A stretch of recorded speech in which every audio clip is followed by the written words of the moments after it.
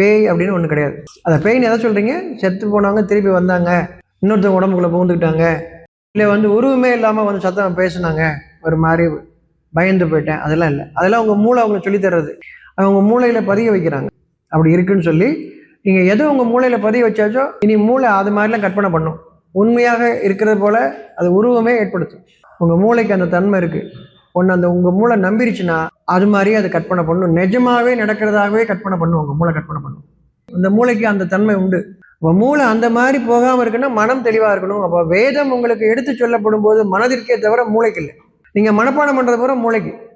வேதத்தை அப்படின்னு சொல்லிட்டு பாராயணமாக படிப்பாங்க நிறைய பேர். அது பூரா உங்கள் மூளையிலேருந்து வருது, உங்கள் மனசுலேருந்து இல்லை. மனசுலேருந்து வரக்கூடிய ஒன்று வாழ்க்கைக்கு உதவுது, மூளையிலேருந்து வரக்கூடிய வாழ்க்கைக்கு உதவாது. மேடையில் ஏறி ஒரு போட்டியாக அதுக்கு தான் உதவும். நீங்கள் வாழ்க்கைக்கு அது உதவாது. மனப்பாடமாக மொத்தத்தையும் ஒப்பிப்பாங்க, ஆனால் அது வாழ்க்கைக்கு அவங்களுக்கு ஒன்றும் தெரியாது. ஏன்னா அது பூரா மூளையில் பதிவாகுது. வேதம் மனசுக்கு சொல்லப்படுது. அப்போ உங்கள் மூளையில் எதெல்லாம் பதிவு ஆகுதோ அதை பூரா நீங்கள் நம்புவீங்க. அதனால உங்களுக்கு சொல்லப்படக்கூடிய கதைகள் எல்லாமே உங்கள் மூளைக்கு. அப்படி நம்பினவங்க நான் நேரில் கண்டதாகவே பேசுவாங்க. ஆனால் அப்படி இல்லை, இலூஷன். அவங்க மூளைக்கு அந்த திறன் உண்டு. நடந்தது மாதிரி அப்படியே சொல்லும், அவ்வளவு கூட வர்ணிப்பாங்க அவங்க. இதுக்கு என்ன சாட்சியம்? உங்கள் எழுத்தாளர்கள் எழுதின கதையெல்லாம் கேளுங்க. இன்னும் வரலாற்று கதையெல்லாம் எழுதியிருப்பாங்க இன்னும் நிறைய பேர். அதெல்லாம் பாருங்க, அங்கமாக வர்ணிச்சிருப்பாங்க. நேரில் பார்த்த மாதிரியும் பார்க்காமே அவளை வர்ணிக்க முடியும். புரிஞ்சு கொள்ளுங்கள், மூளைக்கு அந்த திறன் உண்டு. கற்பனை திறன் மூளைக்கு உண்டு. அதாவது நீங்கள் சந்தேகமே பட மாட்டீங்க, அந்த அளவுக்கு அவங்க பேசுவாங்க. மனிதன் ஒருவன் இருக்கின்றான், அவன் பேச்சு உண்மை ஆச்சரியத்தில் ஆழ்த்தும், நீங்கள் கேட்பீர்கள், நீங்களும் கேட்பீங்க. ஏன்னா இவ்வளவு தெளிவாக சொல்றானே அப்படி. அவங்க சொல்றது எல்லாம் உருவத்தை பற்றிய தெளிவு. மனதை பற்றி அவர்கள் தொடக்கூட மாட்டார்கள், அவர்களுக்கு புரியாது. மனதை பற்றி பேசுவவர்கள் உண்மை இருந்தவர்கள் மட்டும்தான் மனம் பற்றி பேசுவார்கள். மனதை பற்றி நீங்கள் பேசும்போது வேதத்தை அறிவீர்கள்.